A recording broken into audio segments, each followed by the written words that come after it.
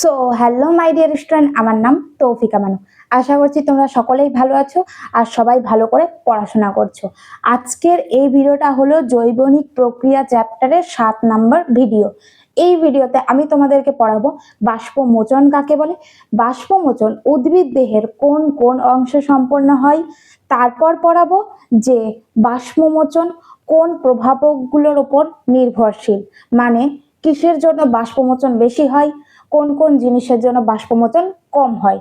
ওকে, তারপর পড়াবো বাষ্পমোচনের তাৎপর্য, মানে বাষ্পমোচনের ফলে উদ্ভিদের কি লাভ হয়, কি ক্ষতি হয়, এই সমস্ত কিছু তোমাদেরকে আজকের এই ভিডিওতে পড়াবো। আর এমন ভাবে পড়াবো যে মোস্ট অফ দা পড়াই এই ক্লাসে তোমাদের মুখস্থ হয়ে যাবে। তো ভিডিওটা লাস্ট অবধি দেখতে থাকো আর তোমাদের বন্ধুদের মধ্যে শেয়ার করে দিও। তো বেশি দেরি না করে পড়ানো স্টার্ট করি। ওকে, আমি জৈবনিক প্রক্রিয়া চ্যাপ্টারে 6 নম্বর ভিডিওতে অলরেডি পড়িয়েছি যে উদ্ভিদরা কি করে, মূল দিয়ে জল শোষণ করে, আর কি শোষণ করে, খনিজ লবণ শোষণ করে। জল আর খনিজ লবণ কে শোষণ করে? উদ্ভিদ। কোথা থেকে? এই যে মূল দিয়ে শোষণ করে। তো জলটাকে কি করলো? শোষণ করলো। শোষণ করে কি হলো? জাইলেম বাহিকার মাধ্যমে কোথায় পৌঁছালো? এখানে ধরো একটা পাতা আছে, ঠিক আছে, গাছের সাথে পাতা যুক্ত আছে, জাস্ট বোঝানোর জন্য আমি এভাবে এঁকেছি। তো জল শোষণ করলো কে? উদ্ভিদ। তারপর ওপরে গেল জাইলেম বাহিকার মাধ্যমে, এই যে জলটা কোথায় গিয়ে পৌঁছালো? পাতায় গিয়ে পৌঁছালো। এইবার এই পাতায় অনেক ছোট ছোট ছিদ্র থাকে, এই ছিদ্রগুলো দিয়ে কি হলো? জলটা উদ্ভিদ দেহের বাইরে বেরিয়ে গেল, অর্থাৎ পরিবেশে চলে আসলো। কি হিসেবে চলে আসবো? কি হিসেবে চলে আসলো? বাষ্প এর আকারে জলটা বেরিয়ে গেল। কোথা থেকে? এই যে পাতা থেকে। তো কি হলো? উদ্ভিদ জলকে শোষণ করলো কি দিয়ে? মূল দিয়ে। তারপর জাইলেম বাহিকার মাধ্যমে জলটা পাতায় পৌঁছালো।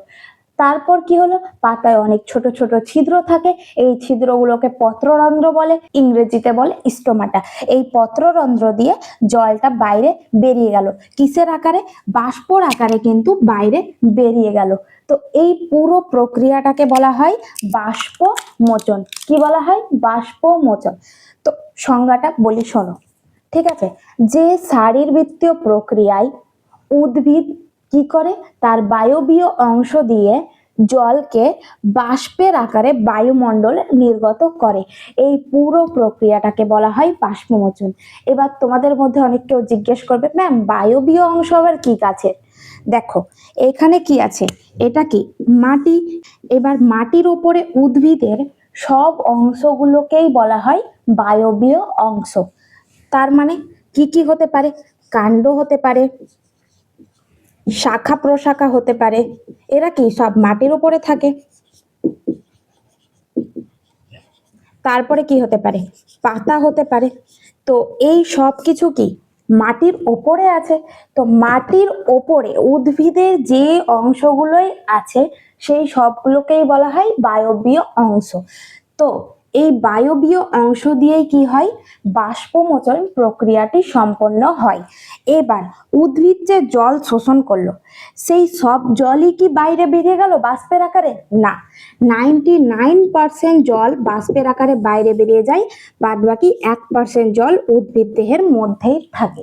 এবার এই 1% জলকে উদ্ভিদ ইউজ করে, সালোক সংশ্লেষ প্রক্রিয়া ইউজ করে, আরো অন্যান্য প্রক্রিয়ায় ইউজ করে।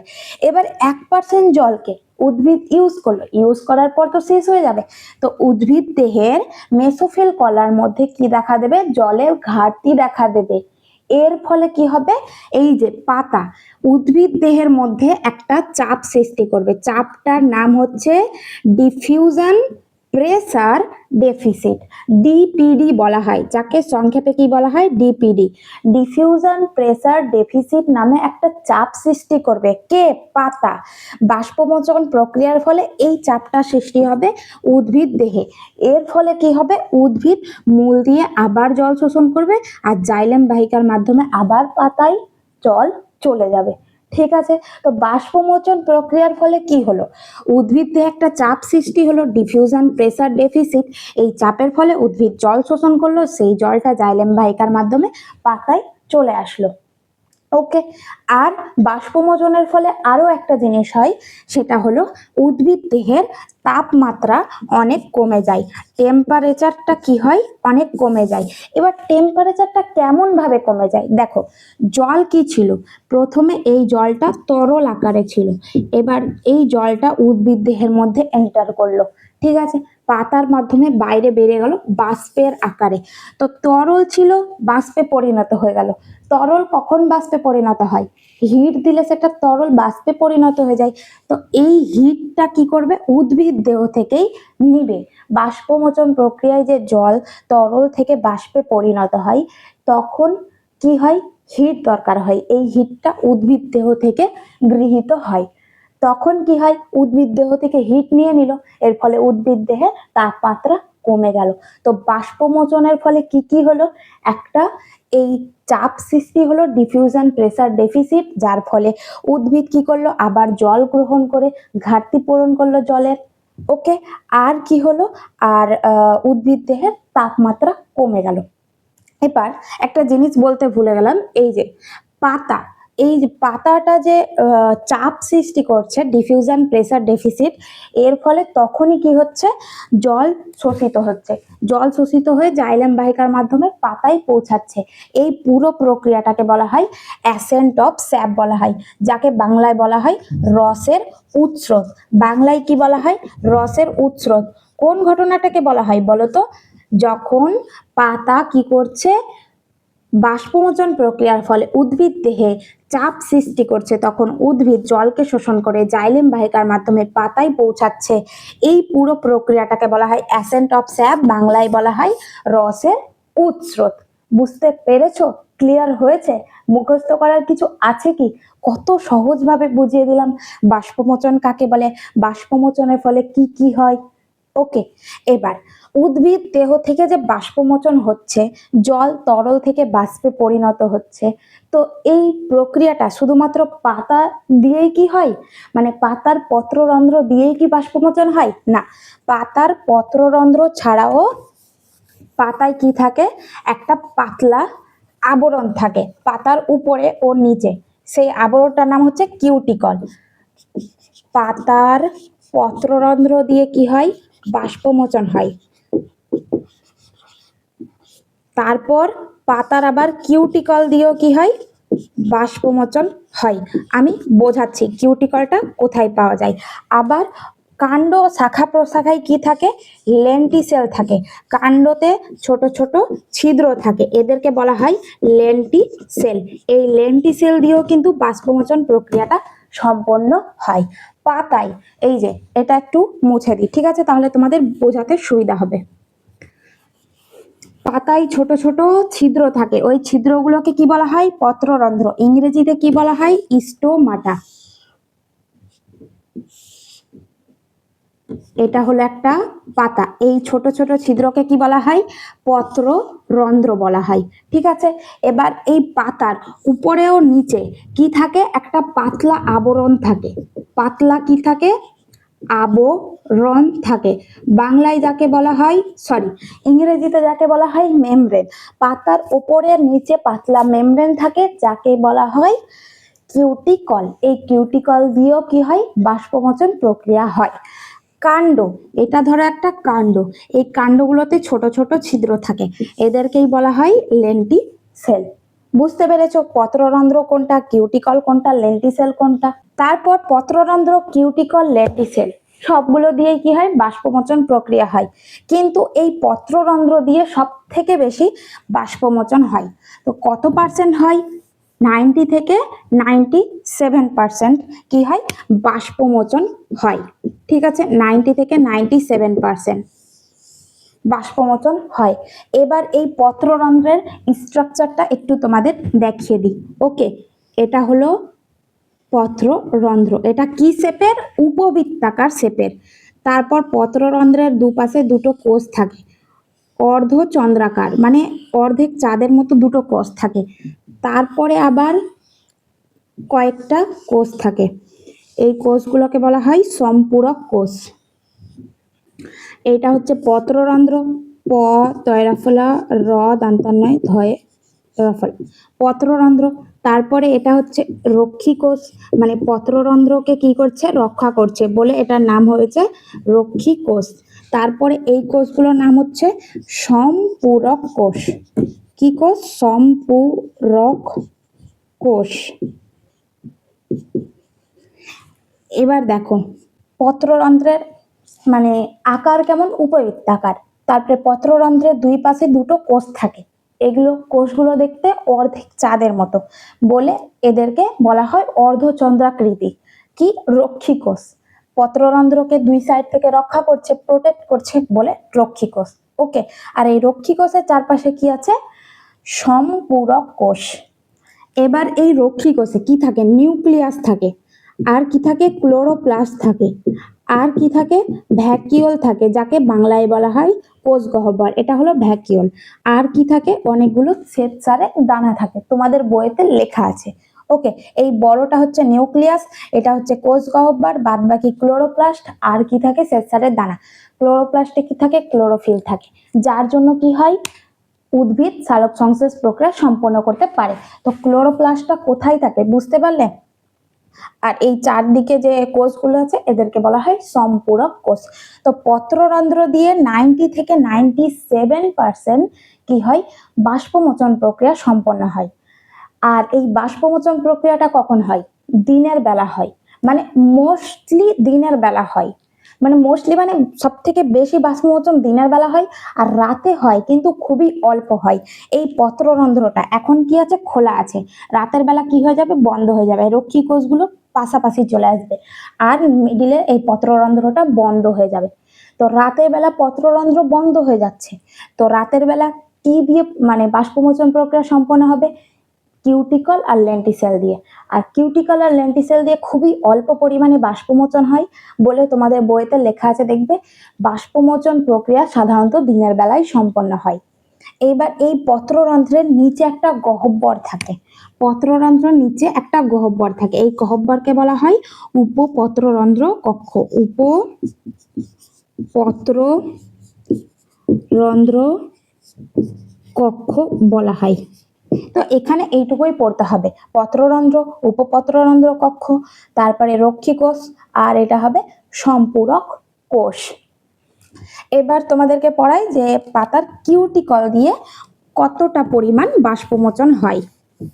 কিউটিকল কোথায় থাকে? পাতার উপরিতলে আর নিচের তলে একটা পাতলা আবরণ থাকে, ওগুলোকে বলা হয় কিউটিকল। এই যে এটা পাতা আঁকছি, ঠিক আছে? পাতার উপরে নিচে কি থাকে? পাতলা আবরণ থাকে, যাকে বলা হয় কিউটিকল। এই কিউটিকল দিয়ে কত পার্সেন্ট বাষ্পমোচন হয়? প্রায় 3 থেকে 10% মাত্র কি হয়? বাষ্পমোচন প্রক্রিয়া সম্পন্ন হয়। আবার কোনো কোনো উদ্ভিদে এই কিউটিকলটা অনেক মোটা হয়, ওই উদ্ভিদের কি হয়? এই 3 থেকে 10%-এরও কম কি হয়? বাষ্পমোচন প্রক্রিয়া হয়। আর কি বললাম? কাণ্ডতে কি থাকে? ছোট ছোট ছিদ্র থাকে, কাণ্ড, শাখা, প্রশাখা, এগুলোকে বলা হয় লেন্টিসেল। এই লেন্টিসেলে কি হয়? প্রায় 0.1% বাষ্পমোচন প্রক্রিয়া সম্পন্ন হয়, মানে একদম নেগলিজেবল, অনেক কম বাষ্পমোচন প্রক্রিয়া হয় লেন্টিসেল দ্বারা। তো এই যে লেন্টিসেল দ্বারা কি হলো? বাষ্পমোচন হলো, তো এটাকে বলা হয় লেন্টিকিউলার বাষ্পমোচন। ঠিক আছে, লেন্টিসেল দ্বারা বাষ্পমোচন হলে তাকে বলা হবে লেন্টিকিউলার বাষ্পমোচন।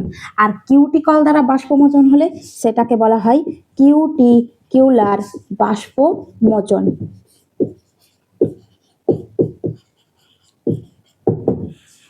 পত্ররন্ধ্র দ্বারা বাষ্পমোচন হলো, কিউটিকল দ্বারা বাষ্পমোচন হলো, লেন্টিসেল দ্বারা বাষ্পমোচন হলো। কত পার্সেন্ট সেটাও তোমরা দেখলে, পত্ররন্ধ্র দ্বারা 90 থেকে 97%, কিউটিকল দ্বারা ওর থেকে কম 3 থেকে 10%, আর লেন্টিসেলে একদম কম 0 থেকে 1%। লেন্টিসেলে যে বাষ্পমোচন হয় তাকে লেন্টিকিউলার বাষ্পমোচন, কিউটিকল দ্বারা বাষ্পমোচন হলে তাকে কিউটিকিউলার বাষ্পমোচন বলে। এবার এই যে পার্সেন্টেজগুলো আমরা জানতে পারলাম যে পত্ররন্ধ্র দিয়ে এত পার্সেন্ট হয়, কিউটিকল দিয়ে এত পার্সেন্ট হয়, লেন্টিসেল দিয়ে এত পার্সেন্ট হয়। তো কিভাবে জানতে পারলাম? এগুলো মানে বাষ্পমোচন পরিমাপ করার একটা যন্ত্র আছে, সেটা হচ্ছে গ্যানোং পোটোমিটার একটা যন্ত্র আছে। সেই যন্ত্র দিয়ে কি করা হয়? গ্যানোং পোটোমিটার যন্ত্রের সাহায্যে বাষ্পমোচন প্রক্রিয়ার হারটা নির্ণয় করা হয়। গ্যানং পোটোমিটার, এটা একটু মনে রাখবে, তোমাদের সাতরা বইতে লেখা আছে। গ্যানং পোটোমিটার যন্ত্রের সাহায্যে বাষ্পমোচনের হার নির্ণয় করা হয়। এবার তোমাদেরকে পড়াবো যে বাষ্পমোচন প্রক্রিয়াটা কোন কোন প্রভাবকের উপর নির্ভর করে, মানে উষ্ণতার উপর কিরকম নির্ভর করে, বায়ুর আর্দ্রতার উপর, বায়ু প্রবাহের উপর, তারপরে আলোর উপর কিরকম নির্ভর করে, এটা একটু পড়াবো। ভালো করে মন দিয়ে কিন্তু দেখো। বাষ্পমোচন এই প্রক্রিয়াটা উষ্ণতার উপর নির্ভর করে, বায়ুর আর্দ্রতার উপর নির্ভর করে, বায়ু প্রবাহের উপর, আলোর উপর, পাতার গঠনের উপর নির্ভর করে। বাষ্পমোচন উষ্ণতার উপর কিরূপ নির্ভর করে? উষ্ণতা বেশি হলে বাষ্পমোচন প্রক্রিয়াটা কি হয়? বেশি হয়। এটা অ্যারো মানে ওপরের দিকে, মানে বেশি হচ্ছে। আমি আর লিখতে যাচ্ছি না, লিখলে একটু টাইম লাগবে, তো তোমরা বই থেকে পড়ে নিও, আমি জাস্ট তোমাদেরকে বুঝিয়ে দিচ্ছি। তো বাষ্পমোচন কখন বেশি হয়? উষ্ণতা বেশি হলে বাষ্পমোচন বেশি হয়। যেমন তোমাকে যদি আমি কিছুটা জল গরম করতে দিই, ওকে, তো তুমি জল গরম করতে গ্যাসে চাপিয়েছো, তো গ্যাসের তাপমাত্রাটা যদি তুমি বাড়িয়ে দাও, জলটা কি হবে? বেশি তাড়াতাড়ি গরম হবে, বেশি তাড়াতাড়ি জলটা বাষ্পে পরিণত হয়ে যাবে। তো ঠিক তেমনি উষ্ণতা বেশি হলে কি হয়?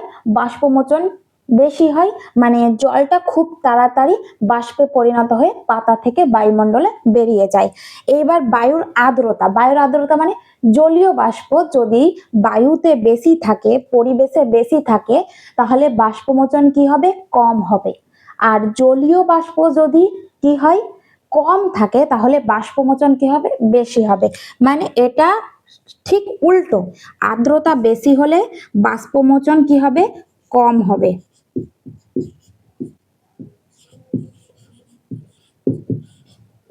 কম হবে। আবার এই বায়ুর আর্দ্রতা যদি কম হয়, বাষ্পমোচন বেশি হবে, মানে ঠিক উল্টো অবস্থা। উষ্ণতা বেশি, বাষ্পমোচন বেশি, বায়ুর আর্দ্রতা বেশি, তার মানে বাষ্পমোচন কম। আর বায়ুর আর্দ্রতা কম হলে বাষ্পমোচন বেশি।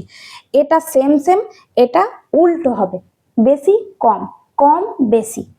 এবার বায়ু প্রবাহ, মানে বায়ু যদি জোরে জোরে প্রবাহিত হয়, তাহলে কি হবে? বাষ্পমোচন প্রক্রিয়াটা বেশি হয়ে যাবে।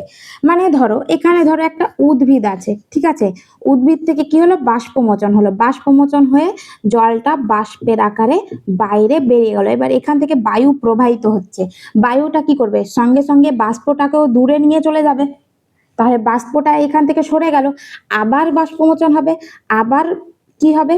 বাষ্প, জলীয় বাষ্প বাইরে বেরিয়ে আসবে, আবার বায়ু প্রবাহিত হয়ে আবার বাষ্পটা নিচে নিয়ে চলে যাবে। এর ফলে কি হবে? বায়ু যত বেশি প্রবাহিত হবে, তত বেশি পরিমাণে কি হবে? বাষ্পমোচন হবে। আবার যদি অনেক বেশি বায়ু প্রবাহিত হয়, তখন আবার কি হয়? পত্ররন্ধ্রগুলো বন্ধ হয়ে যায়। পত্ররন্ধ্র বন্ধ হলে কি হবে? বাষ্পমোচন কমে যাবে, একদম কম হবে। তো বায়ু প্রবাহ বেশি হলে কি হয়? বায়ু প্রবাহ বেশি হলে বাষ্পমোচন বেশি হয়, কিন্তু যদি খুবই বায়ু প্রবাহিত হয়, বাষ্পমোচন হয় না, খুবই কম হয়, পত্ররন্ধ্র বন্ধ হয়ে যাওয়ার ফলে। এবার দেখো আলো, আলো বেশি পরিমাণে হলে কি হবে? বাষ্পমোচন বেশি হবে। মানে দিনের বেলা বাষ্পমোচন বেশি হয়, আর রাতের বেলা বাষ্পমোচন কম হয়। ঠিক আছে, রাতের বেলা কি হয়? পত্ররন্ধ্র বন্ধ হয়ে যায়, এর ফলে পাতা, কিউটিকল ও লেন্টিসেল দিয়ে বাষ্পমোচন প্রক্রিয়া হয়, সেটা খুবই অল্প পরিমাণে হয়। তো আলো বেশি হলে বাষ্পমোচন বেশি হবে।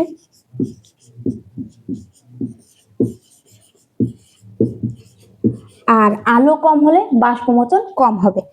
এবার বাষ্পমোচন পাতার গঠনের উপরও ডিপেন্ড করে, পাতার গঠনের উপর নির্ভর করে বাষ্পমোচন বেশি হয়, আবার কখনো বাষ্পমোচন কম হয়। তো এটা একটু ভালো করে ডিটেলসে বোঝাই। উষ্ণতা বাড়লো তো কি হলো? বাষ্পমোচন বাড়লো। বায়ুর আর্দ্রতা বাড়লো তো কি হলো? বাষ্পমোচন কমলো। বায়ু প্রবাহ বাড়লো তো বাষ্পমোচন কি হলো? বাড়লো। আবার বেশি বায়ু প্রবাহ তো বাষ্পমোচন কমে গেল। আর আলো বেশি হলে বাষ্পমোচন বেশি হবে, আলো কম হলে বাষ্পমোচন কম হবে। এবার পাতার গঠন, এটা একটু ডিটেলসে তোমাদেরকে বোঝাই, ঠিক আছে। যেমন পাইন গাছ, পাইন গাছে কি হয়? পাইন গাছে পাতা একদম সূচের মতো হয়, মানে সূচ যেমন হয় না, সেলাই করা সূচ, ওই সূচের মতো পাতা হয়। এর ফলে কি হবে? বাষ্পমোচন কম হবে। বাষ্পমোচন কি হয়ে যাবে, আমি আর লিখছি না, বাষ্পমোচন কম হবে। ফণী মনসা, ফণী মনসা গাছের পাতা কি কাঁটায় পরিণত হয়েছে, তো এটার ক্ষেত্রেও বাষ্পমোচন কি হবে?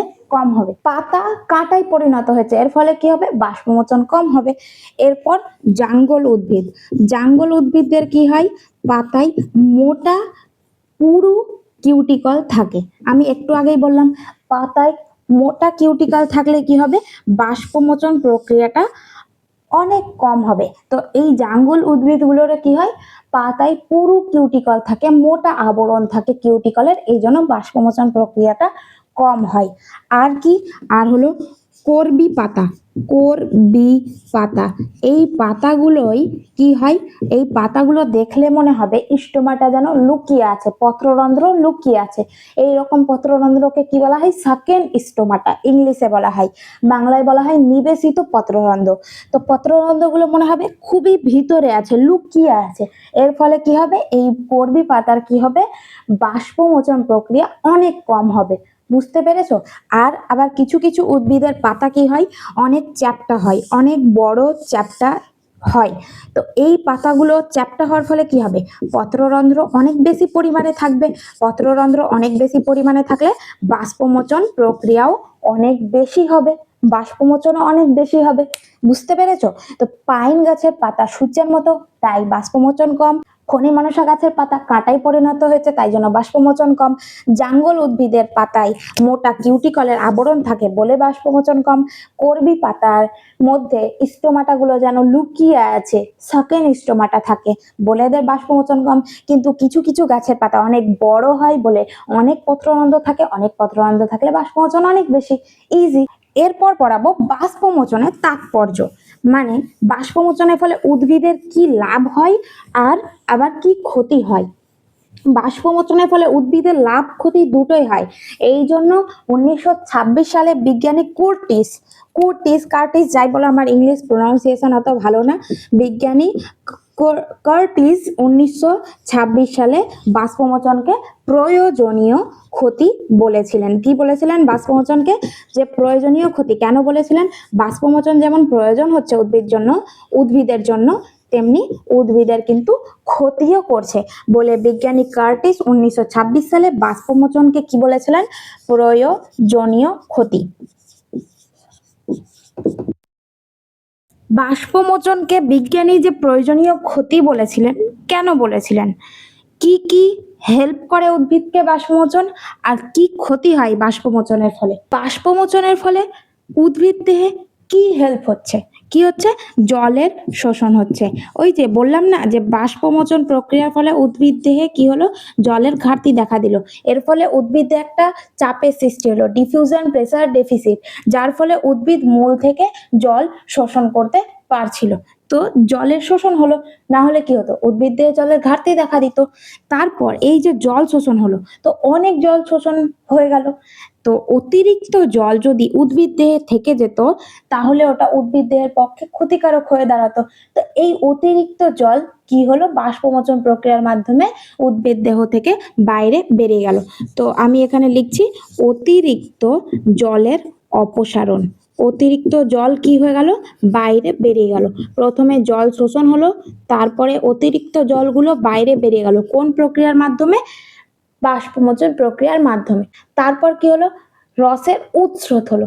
ওই যে বললাম, উদ্ভিদ কি করছে? মূল থেকে কি করছে? জল শোষণ করছে। তারপর জল শোষণ করে কি করছে? পাতায় পাঠাচ্ছে। তো এই যে জল শোষণ করলো জাইলেম বাহিকার মাধ্যমে, পাতায় পাঠালো, এই পুরোটাকে বলা হয় অ্যাসেন্ট অফ স্যাপ, বাংলায় বলা হয় রসের উৎস্রোত। তো রসের উৎস্রোত হচ্ছে, আর এই রসের উৎস্রোতের ফলে জল বেরিয়ে যাচ্ছে, আবার জল কি হচ্ছে? গ্রহণ হচ্ছে। জল বেরিয়ে যাচ্ছে, জল গ্রহণ হচ্ছে, তো কি একটা মানে সাম্যাবস্থা বজায় থাকছে। তো রস স্থিতি চাপ বজায় থাকছে। কি কি হচ্ছে? রসের উৎস্রোত হচ্ছে, উৎস্রোত হচ্ছে। তারপরে কি হচ্ছে? রস স্ফীতি চাপ বজায় থাকছে, রস স্ফীতি চাপ কি হচ্ছে বজায় থাকছে। তারপর কি হচ্ছে উদ্ভিদের তাপমাত্রা কমে যাচ্ছে। আমি এটাও বোঝালাম যে জল যখন তরল থেকে, এখানে কি ছিল তরল ছিল, তরল থেকে বাইরে বেরিয়ে গেল বাষ্পের আকারে, তো তরল থেকে বাষ্পে পরিণত হওয়ার জন্য কি হবে হিটের দরকার হবে। এই হিটটা উদ্ভিদ দেহ থেকে গৃহীত হয়, এর ফলে উদ্ভিদ দেহ থেকে হিট বাইরে বেরিয়ে যায়, তার ফলে কি হবে ন্যাচারালি উদ্ভিদ দেহে কি হবে তাপমাত্রা কমে যাবে। তো উপকার কি কি হচ্ছে বাষ্পমোচনের জন্য, জলের শোষণ হচ্ছে, অতিরিক্ত জলের অপসারণ হয়ে যাচ্ছে, রসের উৎস্রোত হচ্ছে, রস স্ফীতির চাপ বজায় থাকছে, আর কি হচ্ছে উদ্ভিদের তাপমাত্রা কমে যাচ্ছে। এবার ক্ষতি কি হচ্ছে, ক্ষতি এটাই হচ্ছে যে এখন কি গ্রীষ্মকালে কি হবে প্রচুর সূর্যের আলো পড়ে, দিনের দৈর্ঘ্য অনেক বেশি হয়, তো এই সূর্যের আলো যত বেশি হবে বাষ্পমোচন তত বেশি হবে। এবার বাষ্পমোচন কি হচ্ছে উদ্ভিদের পাতা থেকে কি হচ্ছে বাষ্পমোচন অনেক বেশি পরিমাণে হচ্ছে, কিন্তু গ্রীষ্মকালে কি হয় মাটিতে জলের অভাব দেখা দেয়। তো এই জলের অভাব দেখা দিচ্ছে কোথায় মাটিতে, তো উদ্ভিদ কি করবে পর্যাপ্ত পরিমাণে জল নিজের দেহে গ্রহণ করতে পারবে না, মূল দিয়ে পর্যাপ্ত পরিমাণে জল গ্রহণ করতে পারবে না, এর ফলে উদ্ভিদ দেহে কি হবে এই যে জলের অভাব দেখা দিবে, এর ফলে কি হবে জলের অভাবে উদ্ভিদটা মারা যাবে। এই পুরো মানে এই যে জলের অভাবে উদ্ভিদ মারা যাচ্ছে এটাকে বলা হচ্ছে উইল্টিং বলা হয়। তো প্রয়োজন কি হচ্ছে মানে কি লাভ হচ্ছে বাষ্পমোচনের ফলে উদ্ভিদের, আর কি ক্ষতি হচ্ছে মানে উদ্ভিদ জলের অভাবে মারা যাচ্ছে, এটাকে বলা হচ্ছে উইল্টিং। তো এই জন্যই এই বিজ্ঞানীটা 1926 সালে বাষ্পমোচনকে প্রয়োজনীয় ক্ষতি বলেছিলেন। বুঝতে পারলে? আরেকটা তোমাদের ডাউট দূর করে দিই, যে আমি যে স্টোমাটা আঁকলাম পাতার মধ্যে স্টোমাটা আঁকলাম, ঠিক আছে, তো অনেক কেউ ভাববে হ্যাঁ হ্যাঁ পাতার মধ্যে স্টোমাটা থাকে, না পাতার মধ্যে স্টোমাটা থাকে না, পাতার উপরিতলে আর নিচের দিকে স্টোমাটা থাকে, এইভাবে স্টোমাটা থাকে। তো পাতার নিচের দিকে বেশি পরিমাণে স্টোমাটা থাকে, পাতার উপরে অনেক অল্প স্টোমাটা থাকে, মানে মেনলি নিচের দিকে বেশি স্টোমাটা থাকে। এবার তোমাদের বইয়ে একটা পার্থক্য লেখা আছে, বাষ্পমোচন আর বাষ্পীভবনের মধ্যে পার্থক্য লেখা আছে, সেটা একটু তোমাদেরকে বুঝিয়ে দিই। ওকে, দেখো বাষ্পমোচন কাকে বলে বললাম, উদ্ভিদ জলকে বায়বীয় অংশ দিয়ে যখন বাইরে বের করে দেয় বাষ্পর আকারে, এইটাকে বলা হয় বাষ্পমোচন। আর বাষ্পীভবন কখন হয়, তোমরা তো শুনেছো যে এটা হলো নদী বা পুকুর, যেটা ইচ্ছা ধরতে পারো। তো গরমের দিনে কি হয় গ্রীষ্মকালে জল কমে যায়, কেন জল কমে যায়, জলটা বাষ্পের আকারে উপরে উঠে যায়, এই জন্য জলের লেভেলটা আগে যা ছিল তার তুলনায় নিচে চলে আসে। তো এখানে কি হচ্ছে বাষ্পীভবন হচ্ছে, জল বাষ্পে পরিণত হয়ে আকাশে চলে যাচ্ছে। তো বাষ্পমোচন কাকে বলে বাষ্পীভবন কাকে বলে বুঝতে পারলে। এই বাষ্পমোচন কি হয় মেনলি দিনের বেলা হয়, মানে সব থেকে বেশি দিনের বেলা হয়, রাতের বেলা হয় কিন্তু খুবই অল্প হয়। তো তোমাদের বইতে এটাই লিখে রেখেছে যে প্রধানত দিনের বেলায় বাষ্পমোচন হয়, আর বাষ্পীভবন দিন রাত্রি দুটোতেই হয়, কিন্তু দিনের বেলা বেশি হয়, দিনে হয়, দিন ও রাতে হয়। দিনের বেলা একটু তুলনামূলক বেশি হয়, আর এটা রাতের বেলা একটু কম হয়। বাষ্পমোচন কি করে উদ্ভিদ দেহে ডিফিউশন প্রেসার ডেফিসিট নামে একটা চাপের সৃষ্টি করে, কিন্তু বাষ্পীভবন কোনো রকম চাপের সৃষ্টি করে না। এবার এই বাষ্পমোচন প্রোটোপ্লাজম দ্বারা নিয়ন্ত্রিত হয়। আমি এর আগের ভিডিওতে পড়িয়েছিলাম প্রোটোপ্লাজম কি নিয়ে গঠিত হয়। উদ্ভিদ কোষের চারপাশে কোষ প্রাচীর থাকে, এই কোষ প্রাচীর বাদ দিয়ে বাদবাকি সবগুলোকে বলা হয় প্রোটোপ্লাজম। তো এই বাষ্পমোচন প্রোটোপ্লাজম দ্বারা নিয়ন্ত্রিত হয়, বাষ্পীভবন প্রোটোপ্লাজম দ্বারা নিয়ন্ত্রিত হয় না। আর কি বাষ্পমোচন একটা শারীরবৃত্তীয় প্রক্রিয়া চলতেই থাকে, বাষ্পীভবন একটা ভৌত প্রক্রিয়া বাহ্যিক প্রক্রিয়া।